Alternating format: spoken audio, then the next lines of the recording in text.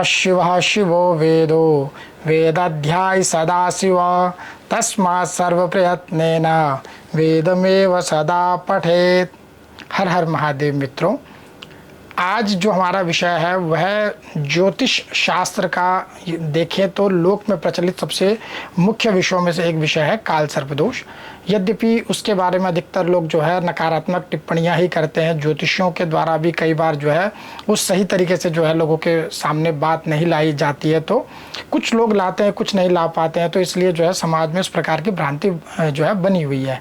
श्रावण मास के इस पुण्य अवसर पर मुझे लगा कि इससे संबंधित एक वीडियो आप सबके समक्ष लाऊं, ताकि आप भी स्वयं जो है अपने ज्योतिषी के द्वारा अपनी पत्रिका में निरीक्षण करवा पाएँ कि आपकी पत्रिका में कौन सा काल सर्प योग बनता है। और वो योग भी है, दोष हमेशा नहीं होता, वो योग भी होता है, उसमें अच्छा कार्य भी आपका बनता है।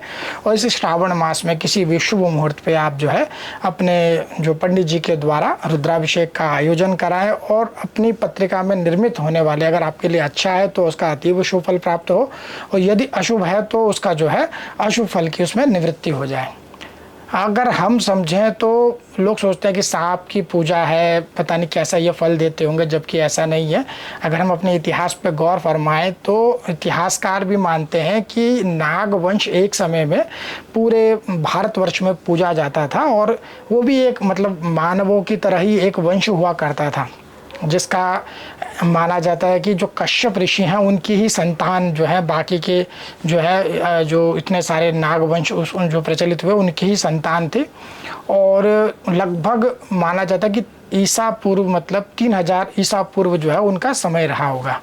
अस्तु इतिहास के विषय में ना ज़्यादा जाते हुए हम ज्योतिष पे यदि समझें तो इसका जो वर्णन है इसके विषय में सबसे पहले शिव पुराण के अंतर्गत उमा संहिता के 32वें अध्याय में कश्यप ऋषि की पत्नियों व संतानों की वंशावली में नागवंश का हमें जिक्र मिलता है, जिसमें वर्णन है कि कश्यप ऋषि की जो पत्नी थी वो अदिति, दिति, सुरसा, अरिष्टा, इला, दनु, सुरभि, विनीता, ताम्रा, क्रोधवशा, कद्रु एवं मुनि नाम की जो है उनकी पत्नियां जो है हमें शिव पुराण में जो है देखने को मिलती है।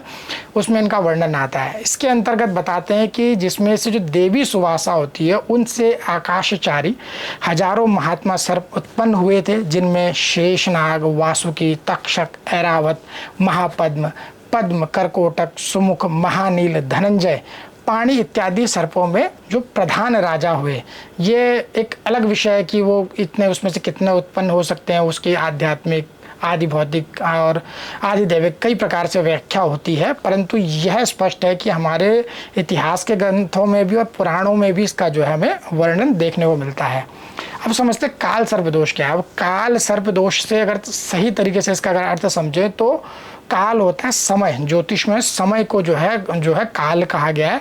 तो समय रूपी सर्प के दोष से उत्पन्न जो मतलब जो दोष है, जो कई बार माना जाता है कि हमारे पूर्वजों के द्वारा भी कुछ ऐसे कर्म होते हैं या हमारे पूर्व जन्म के द्वारा भी जो किए गए शुभाशुभ कर्म होते हैं, उसका फल हमें जो है पत्रिका में जब काल सर्प योग या दोष बनता उसमें हमें जो है उसका फल हमें प्रदान होता है। प्रायः यदि ज्योतिष के ग्रंथों का अवलोकन करें तो ज्ञात होता है कि सभी महान प्राचीन ज्योतिष आचार्यों ने 7 ग्रहों को ही फलित ज्योतिष का मुख्य विषय बनाया। वे राहु केतु को छाया ग्रह की संज्ञा दी, इसलिए इनका प्रभाव भी परोक्ष रूप से पड़ता है। और इनके स्वभाव को देखें तो विद्वानों ने राहु का स्वभाव शनि के समान थोड़ा सा मध्यम, थोड़ा सा सुस्त, परंतु जो है सटीक कार्य करने वाला, और केतु का जो है मंगल के समान स्वभाव माना, उग्र और तेजी से जो है प्रभाव देने वाला। जैसा कि आप सभी को पौराणिक कथा से ज्ञात होगा कि राहु व केतु एक ही शरीर के 2 भाग हैं, जिसमें राहु जो है वो सिर व केतु धड़ का जो है प्रतीक माना जाता है। तो अब क्या इससे पता लगता है कि जो राहु है वो विचार शक्ति का प्रतीक है, वह स्वयं क्रिया करने में असमर्थ है, अतः जिस भाव में बैठेगा वह जिस भावेश के साथ बैठेगा उस ग्रह को अपनी विचार शक्ति से प्रेरित कर क्रिया करवाएगा। ठीक इसी प्रकार केतु स्वयं विचार करने में असमर्थ है तो वह जिस भी ग्रह से संबंधित होगा उसकी विचार शक्ति से कार्य करेगा। इसलिए यह दोनों ग्रह विभिन्न परिस्थितियों में शुभ से शुभ व अशुभ से अशुभ फल प्रदान करने में समर्थ होते हैं। ध्यान रखिएगा, ये दोनों ही प्रकार के फल जो है प्रदान करने में समर्थ होते हैं। हमेशा इसका जो है नेगेटिव फल नहीं मिलता है, नकारात्मक फल ही नहीं मिलता है। अब समझते हैं कि जन्म कुंडली में काल सर्प का निर्माण कैसे होता है। सबसे पहले यह जानना जरूरी है कि राहु केतु हमेशा वक्र गति से चलते हैं। वक्र गति मतलब 12, 11, 10 इस गति से जो है चलते हैं, हमेशा पीछे की ओर चलते हैं। अतः जब कुंडली में राहु से केतु के बीच सभी ग्रह आ जाएं तभी काल सर्प दोष बनेगा। जबकि केतु से राहु के मध्य यदि ग्रह आए तो यह योग नहीं बनेगा। कई बार यह आंशिक भी बनता है, कई बार यह पूर्ण भी बनता है। ज्योतिष की 12 राशियों के आधार पर यह मुख्य रूप से 12 प्रकार का माना गया है, जिसके नाम व प्रभाव इस प्रकार हैं। अनंत काल सर्प योग, सबसे पहला जो काल सर्प योग है वह अनंत काल सर्प योग है।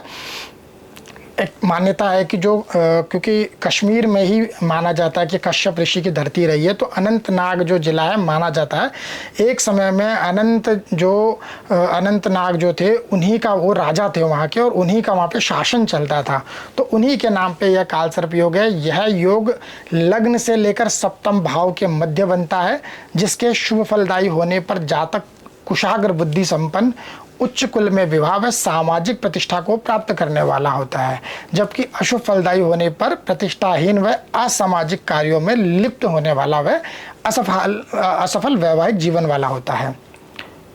द्वितीय नंबर का जो है, द्वितीय प्रकार का जो काल सर्प योग है वह कुलिक काल सर्प योग है। यह योग द्वितीय भाव से अष्टम स्थान के मध्य निर्मित होता है, जिसके शुभ फलदायी होने पर जातक असामान्य रूप से गुप्त कार्यों से धन कमाता है। वह अशुभ फलदायी होने पर अचानक से भारी धन हानि व स्वास्थ्य हानि करवाता है। ऐसे जातकों को लॉटरी सट्टे से विपरीत परिस्थिति में विशेष सावधान रहना चाहिए। अब तृतीय प्रकार का जो काल सर्प योग है वह वासुकी काल सर्प योग है। यह योग तृतीय भाव से नवम भाव के मध्य निर्मित होता है, जिसके शुभ फलदायी होने पर जातक सामान्य परिवार में जन्म लेने के बावजूद उच्चतम पद तक पहुंचता है। कर्म से अधिक भाग्य मेहरबान रहता है। वह अशुभ फलदायी होने पर भाई बहनों से बैर रखने वाला, नास्तिक व अपयश प्राप्त कराने वाला होता है। चतुर्थ प्रकार का जो काल सर्प योग है वह शंखपाल काल सर्प योग। यह योग चतुर्थ से दशम के मध्य निर्मित होता है, जिसके शुभ फलदायी होने पर जातक को उत्तम नौकरी, व्यवसाय, वाहन व घर की प्राप्ति होती है। वह अशुभ फलदायी होने पर गृह कलेश, व्यापारिक नुकसान व आय में अस्थिरता होती है। अब पंचम प्रकार का जो काल सर्प योग है उसे पद्म काल सर्प योग कहते हैं।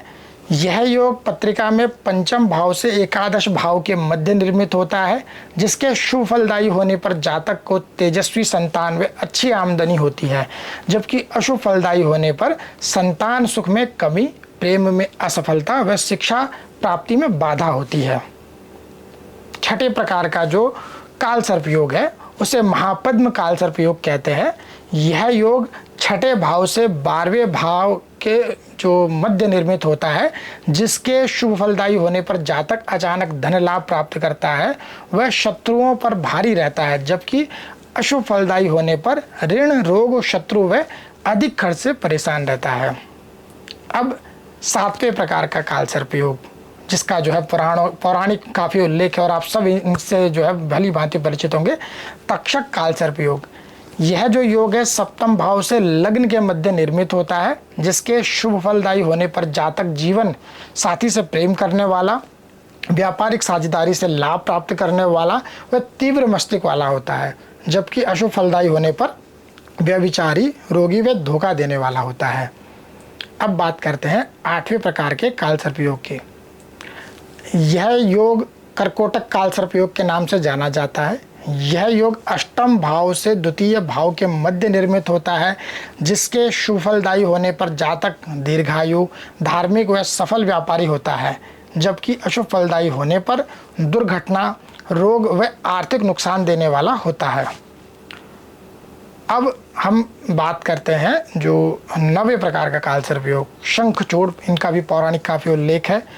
शंखचूड़ कालसर्प योग, यह योग नवम भाव से तृतीय भाव के मध्य निर्मित होता है, जिसके सुफलदायी होने पर जातक राज्य से धन, पद व मान प्राप्त करने वाला होता है, जबकि अशुभ फलदायी होने पर कानूनी बाधा व अपयश का भागी बनता है। 10वें नंबर का जो कालसर्प योग है वह पातक कालसर्प योग कहलाता है। यह योग दशम से चतुर्थ भाव के मध्य निर्मित होता है, जिसके शुभ फलदायी होने पर जातक को माता, पिता व परिवार का सुख प्राप्त होता है। वह अपने क्षेत्र में उच्च पद को प्राप्त करता है, जबकि अशुभ फलदायी होने पर घर से दूर रहना पड़ता है। वह नौकरी व व्यवसाय में अस्थिरता का सामना करना पड़ता है। अब सेकंड लास्ट हमारा जो 11वें प्रकार का कालसर्प योग है उसे विषधर कालसर्प योग कहते हैं। यह योग एकादश भाव से पंचम के मध्य निर्मित होता है, जिसके शुभ फलदायी होने पर जातक को उत्तम आय, प्रेम में सफलता व श्रेष्ठ विद्या प्राप्त होती है, जबकि अशुभ फलदायी होने पर विद्याहीन, अनिंद्रा व अपनों से दूर रहने को बाध्य होना पड़ता है।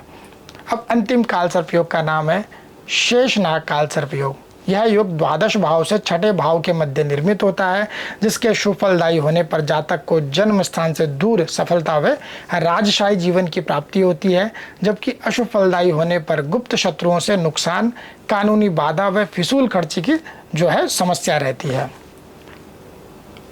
यह तो हो गया 12 प्रकार के कालसर्प योग के बारे में।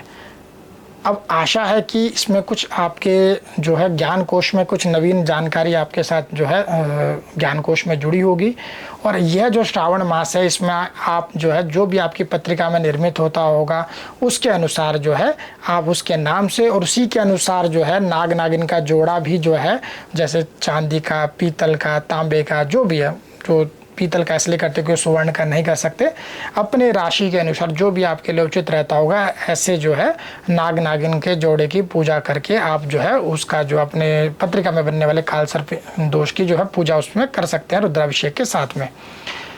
अब इसमें एक बात बिल्कुल ध्यान देने वाली बात होती है कि भारत में 8 से ज़्यादा ऐसे तीर्थ क्षेत्र हैं जिनमें त्र्यंबकेश्वर मुख्य है, और भी जो कई विशेष जगह है जहाँ पर ये पूजा प्रमुख रूप से की जाती है। पर इसके लिए जो सबसे उचित जो माना जाता है वो आपके कहीं पे भी नदी के पास यदि शिवालय है या फिर पीपल वृक्ष के नीचे शिवालय है तो ऐसे स्थान पर ये कालसर्प योग की पूजा की जा सकती है। शास्त्र इसका समर्थन करता है कि ऐसी जगह पर आपको इसका पूर्ण फल मिल जाएगा।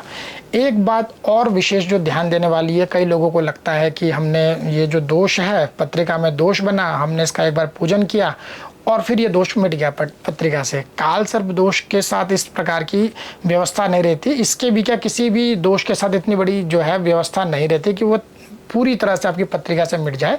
आप पूजन करते हैं, अर्चन करते हैं, उपाय करते हैं, उससे उसमें क्या होती है, शांति हो जाती है, और यदि शुभ ग्रह है तो उसके शुभ फल में वृद्धि हो जाती है। एक प्रकार से मंत्रों के द्वारा आप उसमें एनर्जी डाल रहे होते हैं ताकि जो देवता, उस तत्संबंधी देवता आपके ऊपर अपना आशीर्वाद बनाए और आपको आने वाले जो जितने भी त्यौहार है, जितनी भी हम पूजा करते हैं तो उससे संबंधित देवता आप पे अपना आशीर्वाद बनाए, आपको आपकी मनोकामना पूर्ति का आपको वरदान दे।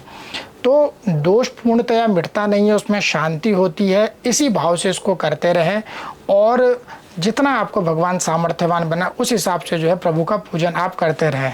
श्रद्धावान लोगों को तो इस बारे में बिल्कुल कहने की आवश्यकता भी नहीं हो, तो खुद इस बात को समझते हैं। पर जो लोग सिर्फ उपाय को आधार मानकर करते हैं उनके लिए ये विशेष बात है कि जब भी करें सिर्फ इसलिए ना करें कि कोई एक समस्या आपके ऊपर आ गई और आप उससे भी निदान प्राप्त करना चाहते हैं। समझ लो यही वो समय जब भगवान आपको खुद अपने चरणों की ओर लेकर के आया, तो पूरे भक्ति भाव से वो पूजन करें, बारंबार पूजन करें, और यही जो कालसर्प दोष है वो आपकी पत्रिका में दोष ना बन करके योग बनेगा और आपकी सभी मनोकामना महादेव पूरी करेंगे, ऐसी मैं आशा करता हूँ। इसी के साथ आज इस वीडियो में इतना ही, आपसे विदा लेते हैं, फिर मिलेंगे एक नई वीडियो के साथ। ओम हर हर महादेव।